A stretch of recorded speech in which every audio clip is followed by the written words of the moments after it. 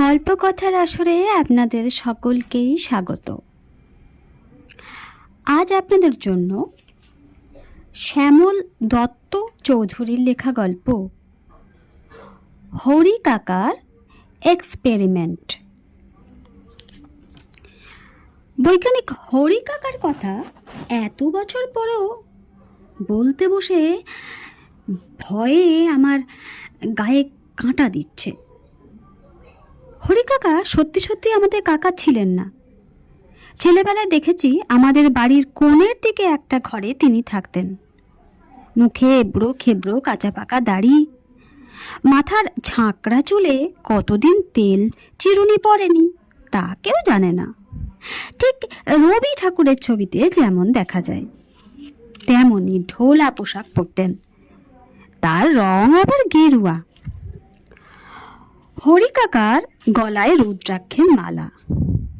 হরি কাকা বৈজ্ঞানিক। বাড়ির বড়রা যেমন জেঠু, বাবা, কাকু কিংবা বড় মা, মা সকলেই ডাকতেন হরি কাকা। তাই ছোট থেকে আমরাও ডাকতে শিখেছিলাম হরি কাকা। মা বলতেন হরি কাকা বৈজ্ঞানিক, যখন তখন ওর ঘরে ঢুকে বিরক্ত করবে না। উনি নিজে থেকে না ডাকলে কাছে যাওয়ার দরকার নেই।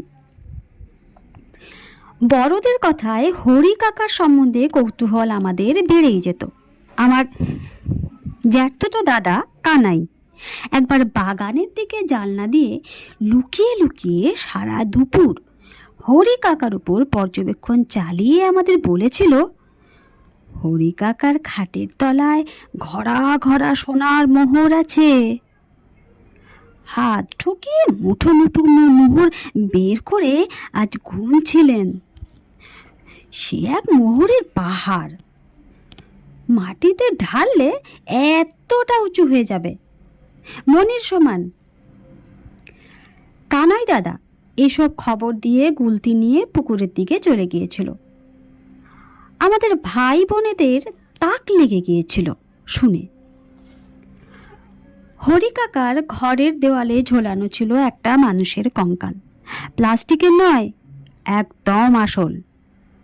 কানাই দাদা বলেছিল ওটা কলকাতার হাসপাতাল থেকে এসেছে। অনেক মানুষ মরে গিয়ে বেওয়ারিশ হয়ে যায়। এই কঙ্কালটা একটা মেয়ের। এক সময় হাতে তার গোছা গোছা কাচের চুড়ি ছিল। অমাবস্যায় মাঝরাতে সেই মেয়ের ভূত তার পুরনো কাঠামোটা দেখতে আসে।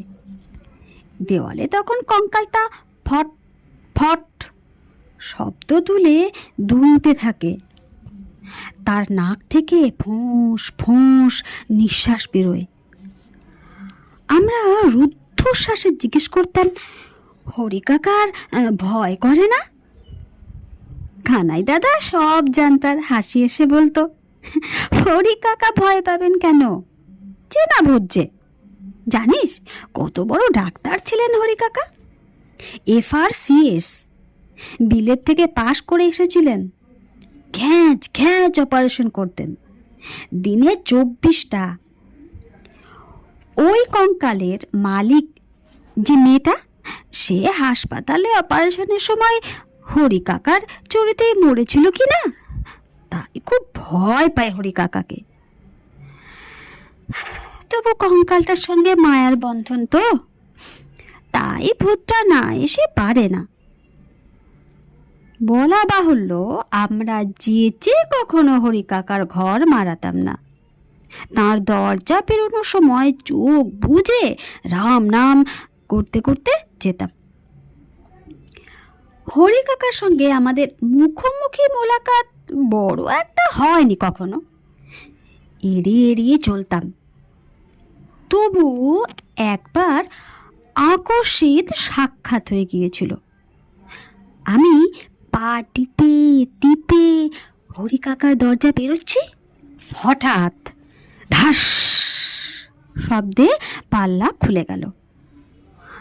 আমি তো ভয়ে জমে পাথর হয়ে গিয়েছি, পা মোটে সরছে না। হরি কাকার চোখ দুটো ঘোলাটে, বন বন ঘুরছে। তিনি ফ্যাঁস ফ্যাঁসে গলায় বললেন, এই, আমার গিনিপিগ দেখেছিস? আমার গলা শুকিয়ে কাঠ, জিভ আড়ষ্ট। কোনো রকমে ঘাড় নেড়ে জানালাম, দেখিনি। হরি কাকার ঘরে যে গিনিপিগ আছে সে সংবাদ আমাদের জানা ছিল না। একটা হুলো বেড়াল যাওয়া আসা করতে দেখেছি। তা সকাল থেকে সেই হুলোটা তো ঝোপে মরে পড়ে আছে। কানাই দাদা দেখতে পেয়ে খিড়কির বাগানে গর্ত খুঁড়ে বিড়ালটাকে সমাধি দিয়েছে। হুলোটার কান দুটো নাকি বিচিত্র ছুঁচলো আকারের, অনেকটা বাদুড়ের মতো। হরি কাকার ঘরে গিনিপিগ থাকার কথা বোধহয় কানাই দাদাও জানে না। হরি কাকা আর কিছু জিজ্ঞেস না করে দরজার পাল্লা বন্ধ করে দিয়েছিলেন।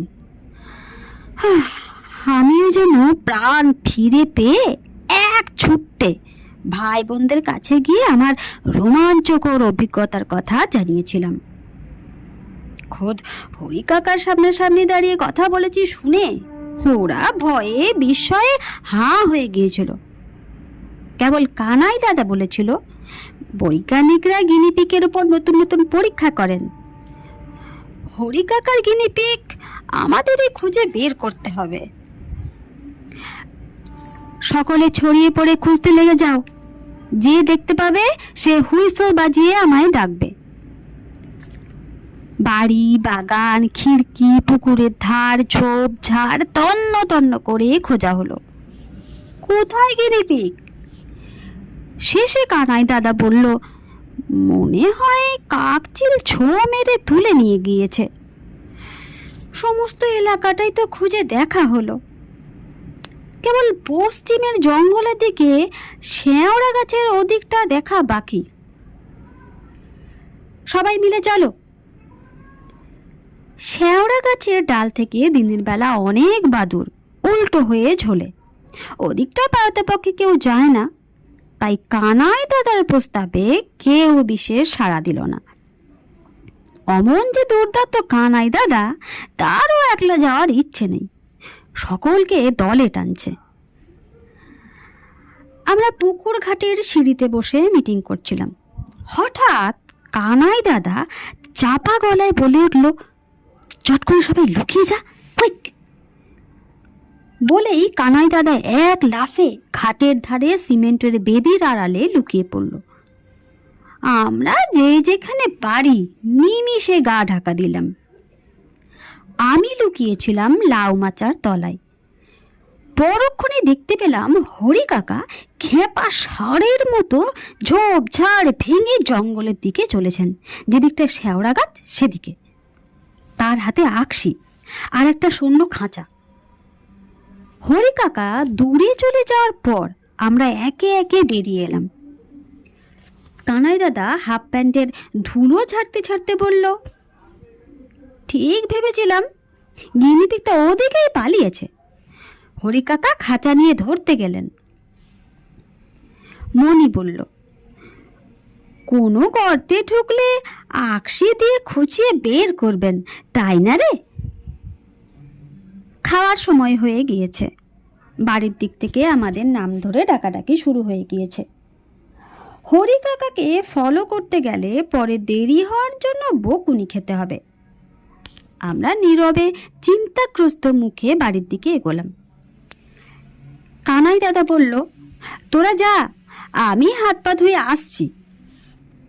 প্রায় মিনিট 10 পরে খেতে এলো কানাই দাদা।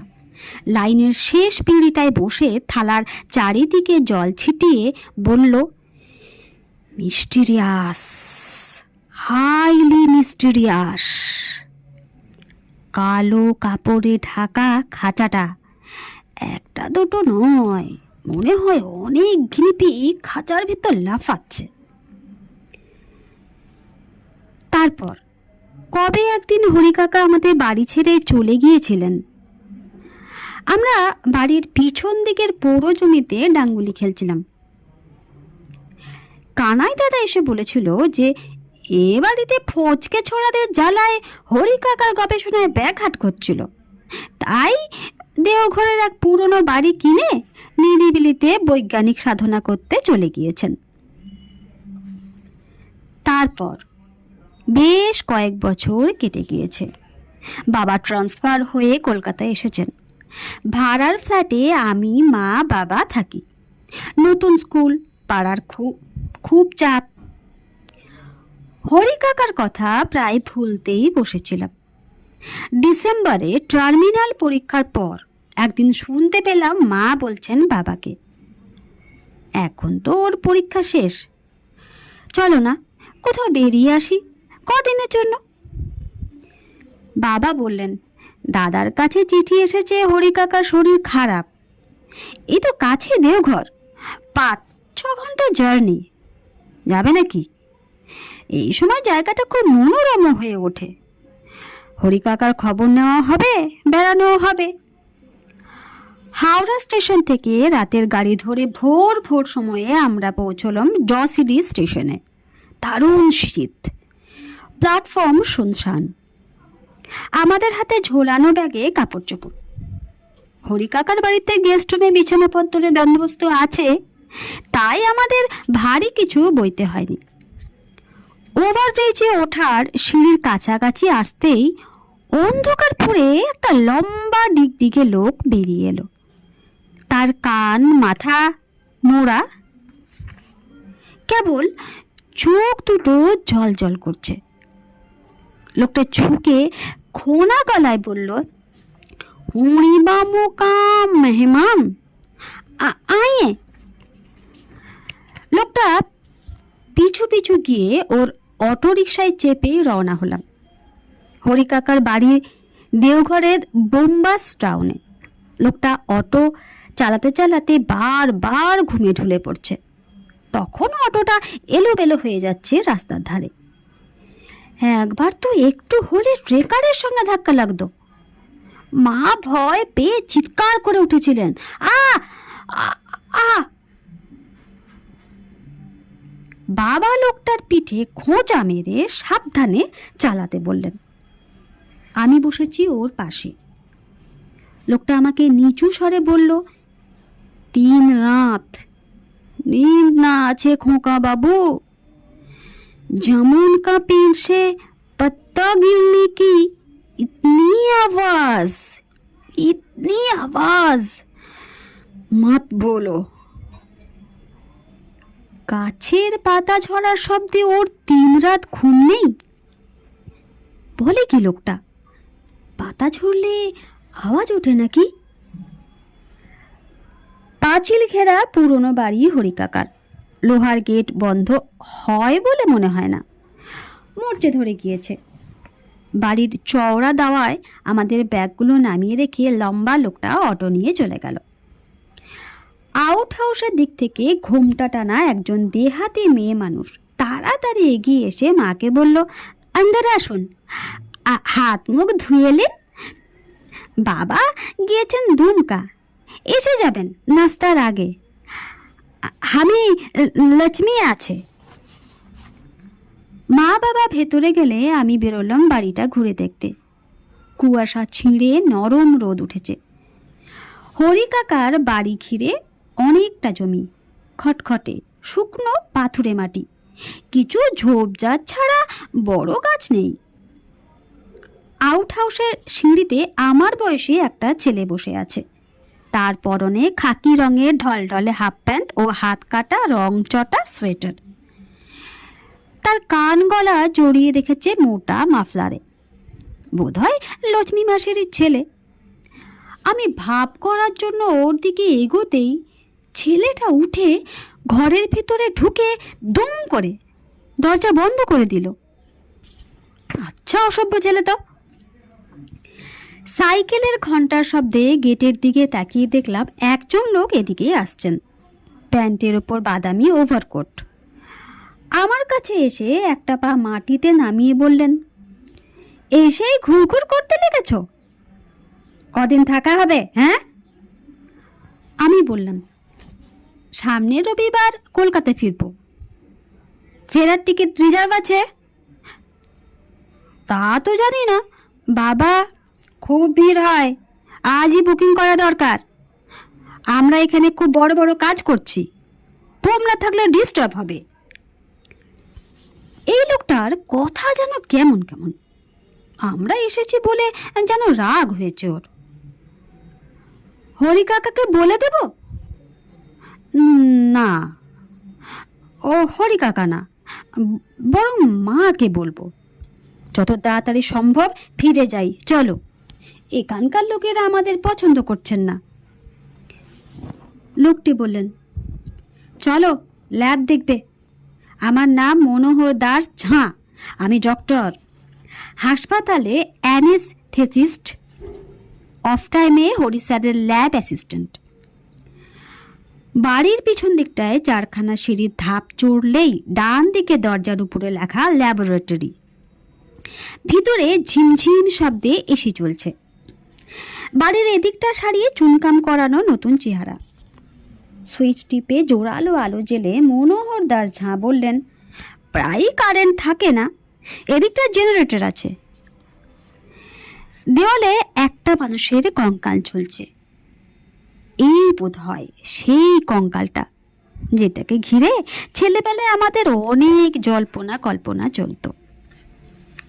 সারি সারি কম্পিউটার, বিশাল ফ্রিজ, লম্বা ল্যাব টেবিলের র্যাকে থরে থরে বয়ামে কি যেন জলীয় পদার্থ, তাতে ভাসছে আমসত্ত্বের মতো কি এক বস্তু, অনেকটা মানুষের কানের মতো দেখতে। প্রায় 25টা বয়াম তো হবেই। আমি জিজ্ঞেস করলাম, ওগুলো কি? মনোহর দাস ঝাঁ বললেন, কান, হিউম্যান ইয়ার্স। এত কান! আমি অবাক, প্লাস্টিকের কান নাকি? Very interesting organ. এসো তোমাকে বুঝিয়ে দিই ব্যাপারটা। তিনি কম্পিউটার অন করে ফটাফট মাউস ক্লিক করতে করতে একটা পুরনো ফাইল খুললেন। মানুষের কানের ছবি। কানের ভেতরে এত রকম কাণ্ড কারখানা থাকে বুঝি? মনোহর দাস ঝাঁ ক্লাসে পড়ানোর মতো বললেন, এই যে হিউম্যান ইয়ার্স, পুরো হিয়ারিং সিস্টেমটাকে 3 ভাগে ভাগ করা যায়। যেটা ধরে মাস্টারমশাইরা টানাটানি করেন, সেটা হলো বহিঃকর্ণ, পিন্না আর ইয়ার টিউব তাতে থাকে। তারপর মধ্যকর্ণ, যার ভেতরের পরস্পর সংঘবদ্ধ 3টে ছোট হাড় থাকে। বহিঃকর্ণ আর মধ্যকর্ণের মাঝখানে থাকে ইয়ারড্রাম, টান টান এক পর্দা। শেষে আন্তর্কর্ণ, এতে থাকে কুণ্ডলী পাকানো শ্রবণের যন্ত্র, অর্ধবৃত্তাকার নালী আর শ্রবণেন্দ্রিয় সংক্রান্ত মাংসপেশি। কান নামে এই জটিল অঙ্গের সাহায্যে মানুষ অন্তত 3 লক্ষ আলাদা আলাদা ধ্বনি চিনতে পারে। আমরা নানা রকম স্বরের বা সুরের ওঠা নামা ধরতে পারি। কিন্তু দুঃখের বিষয়, মানুষের কান এক অতি নিম্নমানের যন্ত্র। ধ্বনির কম্পন মাত্রা যদি খুব ধিমে হয় তাহলে কানের পর্দা তা ধরতে পারে না, আবার অত্যন্ত দ্রুত কম্পন মাত্রাও ধরতে অক্ষম। মানুষের কান কেবল শুনতে পায় সেসব ধ্বনি যার কম্পন মাত্রা 20 হার্জ থেকে 20,000 হার্জের মধ্যে। এর চেয়ে কম বা বেশি কম্পন মাত্রা বিশিষ্ট শব্দকে বলা হয় আল্ট্রাসনিক।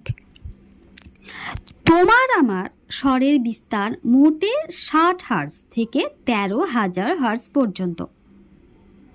Any questions? আমি মাথা নাড়লাম। মানুষের কানের তুলনায় কুকুর, হরিণ, বাঁদর কিংবা বাদুড়ের কান অনেক বেশি উন্নত। যে শব্দ আমরা শুনতে পাই না তা ওরা শুনতে পায়। বাদুড় এমনকি 70,000 হার্জ কম্পন মাত্রা ধ্বনিও শুনতে পায়। মনে করো, একজন মানুষের কান যদি বাদুড়ের মতো শক্তিশালী হয় তাহলে সে প্রজাপতির পাখা ঝাপটানোর শব্দও শুনতে পাবে। ঘোর অন্ধকারেও সে বুঝতে পারবে কোনটা প্রজাপতির পাখার আওয়াজ আর কোনটা পিঁপড়ের পায়ের শব্দ।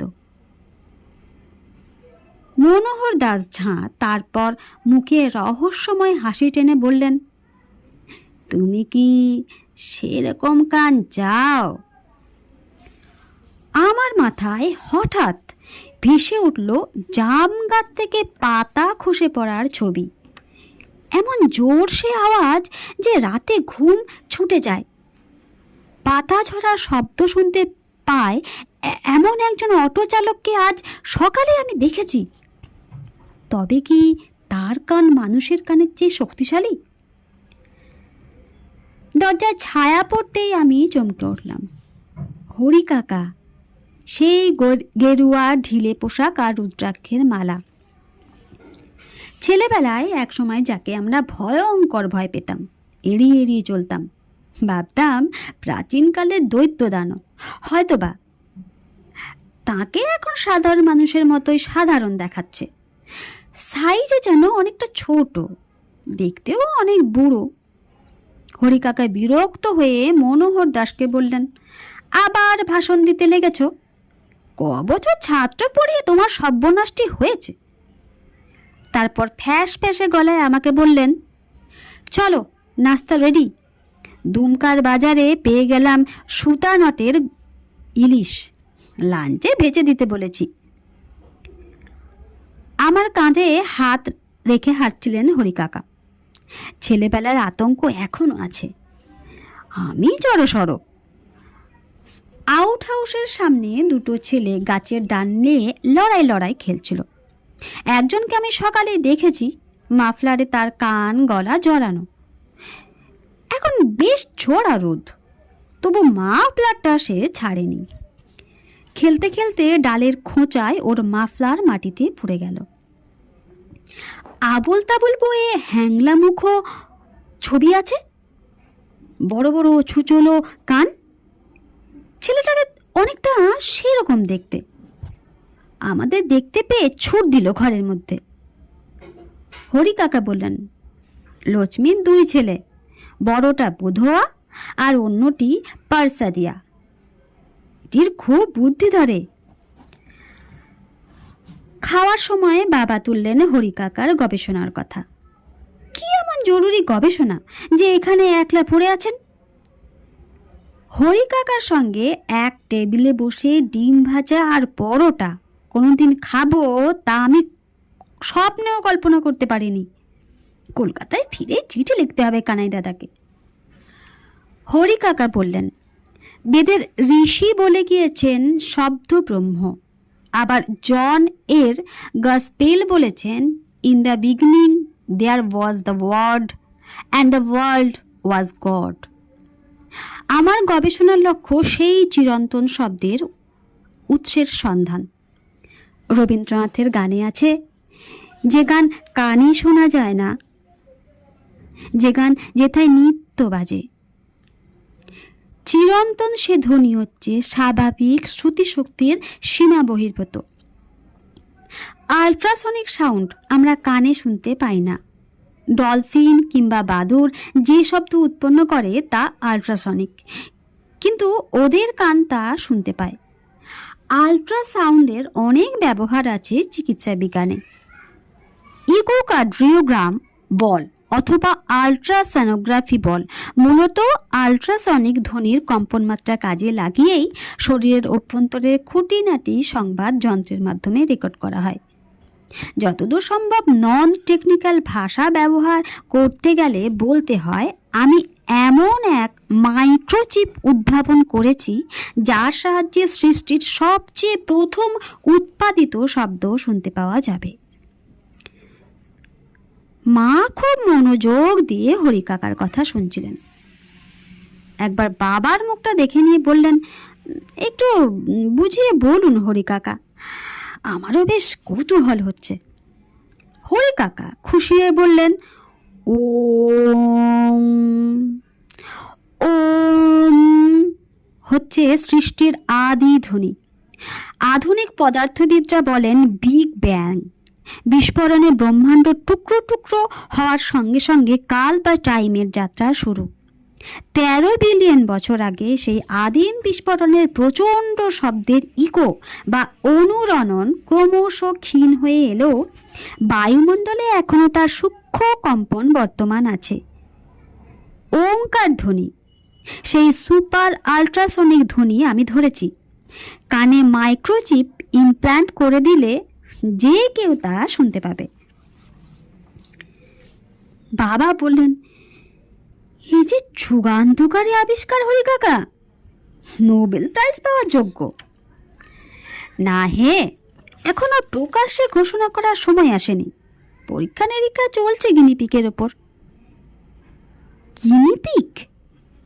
ছেলেবেলায় প্রায় ভুলে যাওয়া ঘটনাটা মনে পড়ে গেল। হঠাৎ দরজা খুলে বেরিয়ে এসেছে দৈত্য। চোখ পাকিয়ে বলছে, এই, আমার গিনিপিক দেখেছিস?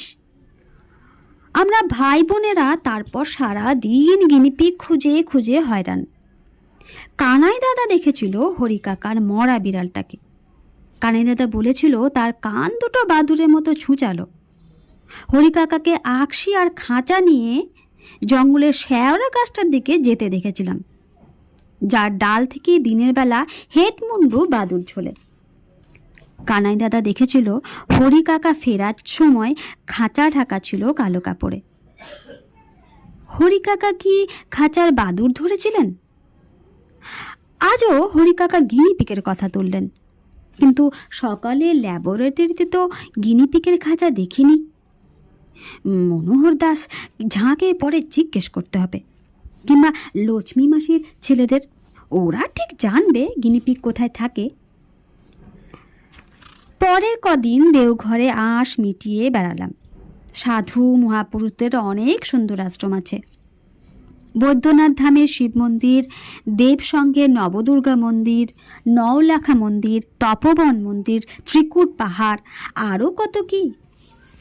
হরি কাকা আমাদের অটো রিক্সা ঠিক করে দিয়েছিলেন। সেই যে লম্বা লোকটা, পাতা ঝরার আওয়াজে ঘুমোতে পারে না যে, তারই অটো। লোকটার চেহারাটা আরও যেন অসুস্থ দেখাচ্ছিল। চোখ গর্তে বসে গিয়েছে, ভীত দৃষ্টি। দুপুরে কড়া রোদ্রেও সে কান মাথা ঢেকে রেখেছে। আমার কেমন সন্দেহ হলো। তপবন পাহাড়ে সাধুর গুহায় লোকটা আর আমি পৌঁছে গিয়েছি আগে আগে। পাহাড়ে চড়তে মার সময় লাগে, বাবা আসছেন মার সঙ্গে। আমি পাথরের চাতালে বসে সোয়েটার খুলে ফেলছি, এমন গরম, কিন্তু লোকটার গরমের কোনো ভ্রুক্ষেপ নেই। আমি বললাম, তোমার গরম লাগছে না? সে মাথা হেলিয়ে জানালো, হ্যাঁ লাগছে। তাহলে চাদর জড়িয়ে রেখেছ কেন? সে কোনো উত্তর দিল না। আমি বললাম, তোমার কান দুটো দেখি। সে চমকে তাকালো আমার দিকে। ততক্ষণে আমি ওর মাথার চাদর সরিয়ে দিয়েছি। ইস, কি বিশ্রী ওর কান!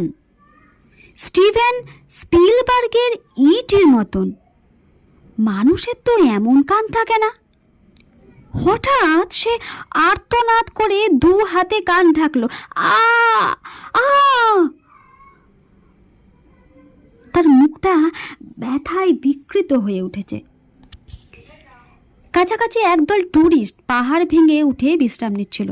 ওদের দলে 3টে বাচ্চা। তারা খেলছে আর পাথরের ফাঁক ফোকর থেকে খুঁচিয়ে খুঁচিয়ে পিঁপড়ে বের করে জুতোয় চেপে মারছে। আমাদের অটো চালক আর্তস্বরে চেঁচাতে লাগলো, ওসে রোকো, চিটি চিক রাহা হ্যায়। অবাক কাণ্ড, পিঁপড়েদের মরণ চিৎকার শুনতে পাচ্ছে নাকি লোকটা? চিটিয়া চিকতা হ্যাঁ, চিটিয়া চিকতা হ্যাঁ। চেঁচাতে চেঁচাতে সে তারপর উন্মাদের মতো পাহাড় থেকে ঝাঁপ দিল নিচে। কেবল বুধুয়া কেন, পার্ষাদিয়াও আমাকে এড়িয়ে এড়িয়ে চলে। সাইকেলে চড়ে মনোহর দাস ঝাঁ গেট দিয়ে ঢুকছেন। আমি গেটের আড়ালে এসে দাঁড়ালাম। আমাকে দেখে তিনি বিরক্ত হয়ে বললেন, তুমি এখনো এখানে যে? ফেরার টিকিট বুকিং হয়েছে? আমি তাড়াতাড়ি বললাম, ল্যাবরেটরির বয়ামের মধ্যে যে কানগুলো ভাসছে সেগুলো প্লাস্টিকের নয়, সত্যিকারের মানুষের কান, তাই না? হ্যাঁ। অটো রিক্সা চালাতো যে লোকটা, তার কানও ওরকম ছিল, বাদুড়ের কানের মতো দেখতে। হ্যাঁ, ওটা বাদুড়েরই কান। আমাদের পাশ কাটিয়ে মনোহর দাস ঝা সাইকেল চালিয়ে বেরিয়ে গেলেন। ঘাড় ঘুরিয়ে হিংস্র গলায় বললেন, জলদি জলদি কলকাতা ভাগো, নিজের ভালো চাও তো, नहीं তো গিনি পিগ বন যাওগে। উনি আমাকে ওয়ার্নিং দিয়ে গেলেন, এখানে থাকলে আমাকেও গিনিপিগ বানাবেন, যেমন গিনিপিগ হতে হয়েছিল হুলো বিড়ালটাকে, অটো চালককে, বুধুয়াকেও। বুধুয়ার সঙ্গে আমার ভাব করতেই হবে, ওর দুটো কানও অটো চালকের মতো ছুচালো করে। বুধুয়াও কি গিনিপিগ? সেদিন আমি পেট ব্যথার অজুহাতে মা বাবার সঙ্গে বেড়াতে বেরোলাম না। পরদিন সকালে আমাদের ফেরার কথা। আজকের মধ্যে রহস্য ভেদ করতেই হবে। একদিন হরি কাকার সঙ্গে দেখা হয়নি। লক্ষ্মী মাসি বলেছেন তিনি ল্যাবে খুব ব্যস্ত। মা বাবা বেরিয়ে যাওয়ার পর আমি আউট হাউসের দিকে গেলাম। জানলা দিয়ে উঁকি মেরে দেখলাম বুধুয়া শুয়ে আছে বিছানায়। পাটসাদিয়াকেও দেখতে পেলাম না। জানলার নিচে জংলি গাছে বুনো ফুল ধরে আছে। পরীক্ষা করার জন্য আমি টান মেরে একটা ফুল ছিঁড়লাম। আর্তনাদ করে উঠল বুধুয়া। বাদুরের মতো ছুঁচলো কান দুটো ঢেকে সে বিছানায় বসেছে। আমি আরও একটা ফুল ছিঁড়লাম, আরও একটা, আর প্রত্যেকবার আ উ চিৎকার উঠছে বুধুয়ার কণ্ঠ থেকে। তার মুখ যন্ত্রণায় কাতর। তবে কি ফুলের মরণ আর্তনাদ শুনতে পাচ্ছে বুধুয়া? বুধুয়াও কি আল্ট্রাসনিক বাদুরের কান আছে? বুধুয়ার নিজের কান দুটো কি তবে বয়ামে রক্ষিত, সেই অটো চালকের কানও? নিজের কানের পরিবর্তে অপারেশন করে হরি কাকা ওদের বাদুরের কান জুড়ে দিয়েছেন। ভয়ে আমার গায়ের রক্ত হিম হয়ে গেল। এরাই তাহলে গিনিপিগ, ওদের উপরে গবেষণা আর পরীক্ষা নিরীক্ষা চালাচ্ছেন হরি কাকা। ছেলেবেলায় দেখা সেই হুলোটাও তাহলে হরি কাকার গিনিপিগ ছিল। মানুষের কান নিয়ে নির্জনে পরীক্ষা চালাতেই হরি কাকা চলে এসেছেন দেওঘরের এই প্রাচীন বাড়িতে। পায়ে সার ফিরে পেয়ে আমি ধীরে ধীরে হরি কাকার ল্যাবের দিকে এগোলাম। কম্পাউন্ড দেওয়ালের পরে যত দূর চোখ দেখা যায় শূন্য ধু ধু প্রান্তর, বড় বড় পাথর ছড়ানো। এখানে আপ্রাণ চিৎকার করলেও কেউ শুনতে পাবে না। ল্যাবের দরজা আস্তে ঠেলতেই খুলে গেল। সন্তর্পণে মুখ বাড়িয়ে ভিতরে কাউকে দেখতে পেলাম না। না হরি কাকা, না মনোহর দাস ঝা। এরা গেলেন কোথায়? ল্যাবের শেষ প্রান্তে অন্য একটা ঘরে যাওয়ার দরজা। আগের দিন খেয়াল করিনি। দরজার মাথায় একটা লাল আলো জ্বলছে। দরজা ভিতর থেকে বন্ধ। ওখানে নিশ্চয়ই গোপনীয় কোনো কাণ্ড কারখানা চলছে। কি করা যায়? কোন জানলা দিয়ে উকি মারলে দেখতে পাবো? বেরিয়ে এলাম বাইরে। জানলাগুলো পুরনো দিনের, বিরাট বিরাট সাইজ। পিছন দিকে যদিও বা একটা জানলা খোলা পেলাম, তাতে মশা নিবারক মিহি জাল লাগানো। ওটির ভেতরটা পরিষ্কার দেখা যাচ্ছে না, তবে কথা শুনতে পাওয়া যাচ্ছে। অস্পষ্ট দেখতে পাচ্ছি অপারেশন টেবিলে কেউ শুয়ে আছে। তার মাথার কাছে মনোহর দাস অ্যানেস্থিসিয়া করছেন। হরি কাকাকে ক্ষণিকক্ষণের জন্য দেখতে পেলাম। সাদা সার্জনের পোশাক, গ্লাভস খুলতে খুলতে আমার দৃষ্টির বাইরে চলে গেলেন। হরি কাকার গলাও শোনা গেল, ওর জ্ঞান ফিরে আসছে। মনোহর দাস ঝা বললেন, পেশেন্ট ওকে স্যার। হরি কাকা বললেন, মনোহর, আমি ভাবছি ছেলেটার সৌভাগ্যের কথা। এখন থেকে ও অন্তত 10 লক্ষ হার্জ পর্যন্ত কম্পন মাত্রা কানের পর্দায় ধরতে পারবে। কান ট্রান্সপ্ল্যান্ট করার পদ্ধতিটা ছিল বেজায় অমার্জিত, ক্রুড। বরং এই যে কানের পিছনে মাইক্রোচিপ ইমপ্ল্যান্ট করে দিলাম, তা অনেক সূক্ষ্ম আর কার্যকর হবে। পারসাদিয়াই হবে পৃথিবীর প্রথম মানুষ যে সচেতন অবস্থায় দিন রাত ক্রমাগত ওঙ্কার ধ্বনি শুনতে পাবে। কোথায় যাচ্ছ মনোহর? পারসাদিয়া? ওকেও গিনিপিগ হতে হলো? আমার মাথাটা ঝিমঝিম করতে লাগলো, হাতে পায়ে যেন শক্তি নেই। ছেলেটা কদিনেই পাগল হয়ে যাবে। যে গান কানে শোনা যায় না, সেই অশ্রুতপূর্ণ ধ্বনি যদি নিত্য 24 ঘন্টা বাজতে থাকে কানে, তাহলে কি কেউ বেশি দিন সুস্থ থাকতে পারে? সে ঘুমোতেই পারবে না। শরীরের ভিতরে রক্ত চলাচলের শব্দ, মাংসপেশি নড়াচড়ার শব্দ, ফুসফুসের ওঠা পড়ার শব্দ তাকে সারাক্ষণ পাগল করে দেবে না? পারসাদিয়া আত্মহত্যা করবে একদিন। আমাকে হঠাৎ ঝাপটা ধরল কেউ। মনোহর দাসের গলা শুনতে পেলাম। একটা গিনিপিগ পাকড়েছি স্যার। আমি ভয়ে অজ্ঞান হয়ে গেলাম। ধুমঝড় বিকারের ঘরে আমি নাকি অনেক ভুল বকেছিলাম। বাবা মা সেই রাত্রে গাড়ি ভাড়া করে আমাকে নিয়ে ফিরে এসেছিলেন কলকাতায়। পরে ভালো হয়ে আমি মাকে বলেছি, বাবাকে বলেছি, হরি কাকা অপারেশন করে বাদুড়ের কান জুড়ে দেন। শুনে ওরা মুখের এমন ভাব করেছেন যেন জ্বরের ঘরে আমি সেসব কল্পনা করেছি। এমনকি কানাই দাদাও। সে এখন ইঞ্জিনিয়ারিং পড়ছে। আমার চিঠির উত্তরে সে ইমেল করেছিল, ওসব কাল্পনিক গালগল্প ভুলে যা, যুক্তিবাদী হতে শেখ। নমস্কার।